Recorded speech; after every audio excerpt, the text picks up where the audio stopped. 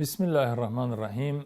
Allahumma salli ala Muhammad wa alihi tayyibin at-tahirin. En el nombre de Dios, el clementísimo, el misericordiosísimo, la bendición y la paz sean con el profeta Muhammad y su familia purificada. Nosotros habíamos hablado en programas anteriores de la compatibilidad, de la armonía, de la unidad que hay entre la razón y la revelación. Todavía no hablamos de la revelación.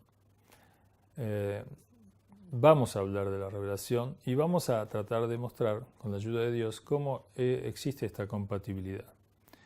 Pero habíamos dicho en el programa anterior que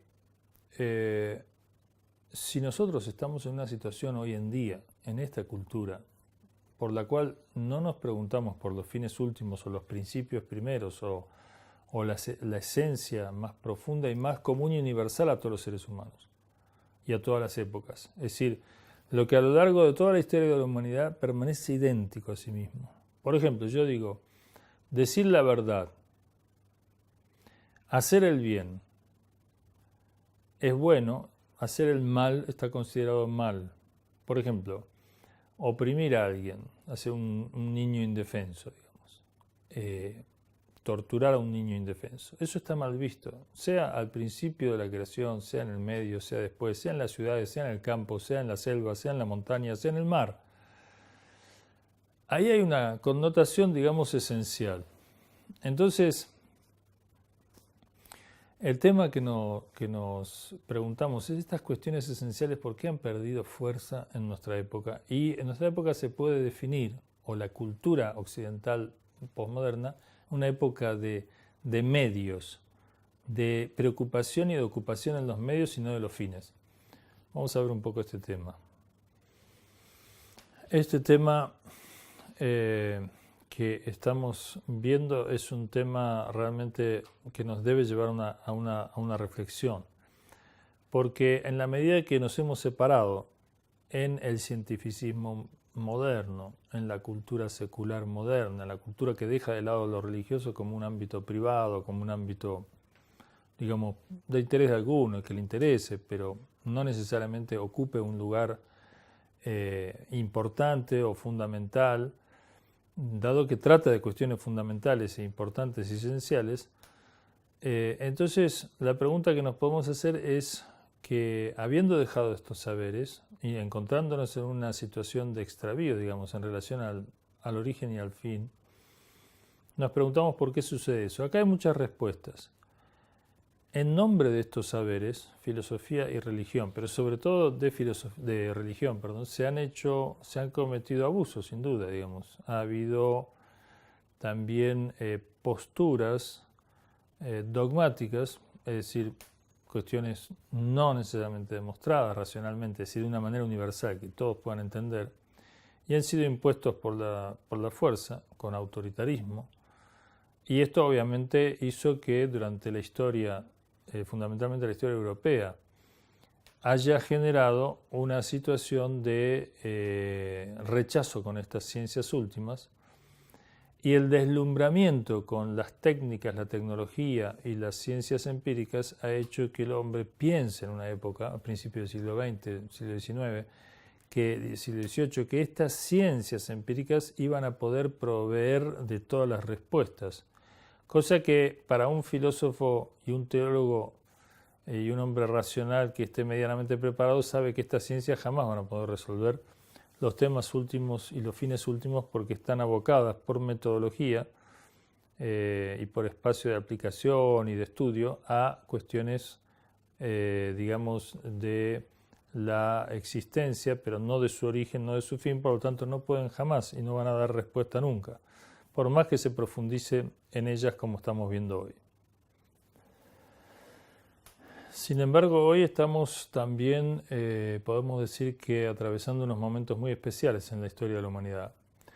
Porque este gran optimismo que había en las ciencias empíricas, que, digamos, todas estas ciencias de la técnica, la tecnología, la ingeniería, los adelantos, los inventos, los avances en el conocimiento de nosotros, digamos, nuestro cuerpo, del mundo, etcétera, iba a resolver los problemas que la religión nos había generado en el sentido de que la religión, digamos, sobre todo la religión en Europa, se había opuesto un poco al avance de la ciencia. Entonces ahora las ciencias liberadas de este yugo podían dar respuesta a todas las necesidades humanas y traer una felicidad, digamos, una prosperidad. Hoy en día llegamos a un punto en el siglo XX y siglo XXI de crisis de estos valores, de estas creencias, y entonces comienza a reflotar esta necesidad de retomar o de volver a nosotros mismos, a la esencia de las cosas y preguntarnos un poco por el principio y el fin, es decir, de dónde venimos y a dónde vamos.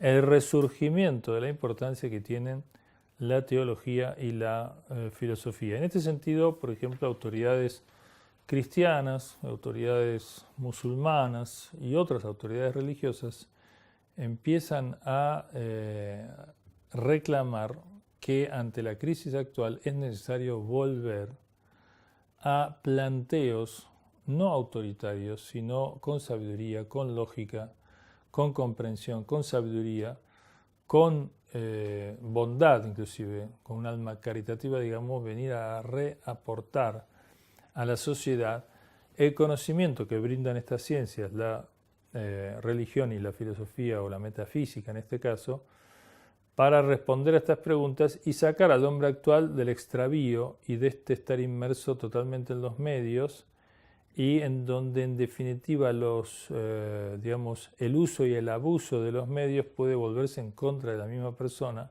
y empezar a sentir los límites y las amenazas de una crisis muy profunda a la cual hay que buscar soluciones y retomar estas preguntas fundamentales.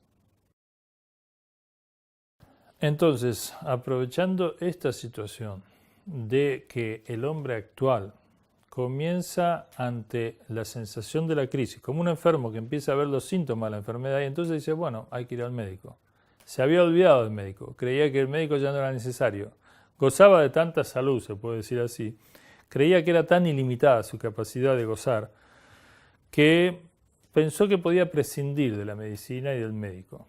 Algo así le está pasando al hombre moderno y posmoderno. Es decir, el hombre está viendo los síntomas de una crisis muy profunda, peligros ambientales, peligros sociales, corrupciones, destrucción de la familia, aumento de la pobreza, guerra, situaciones, digamos, catastróficas, etcétera, de la cual todos ustedes conocen, por ejemplo, carestía, desempleo. Bueno, esos son síntomas de pobreza, etcétera. Es decir, algo anda mal en el funcionamiento.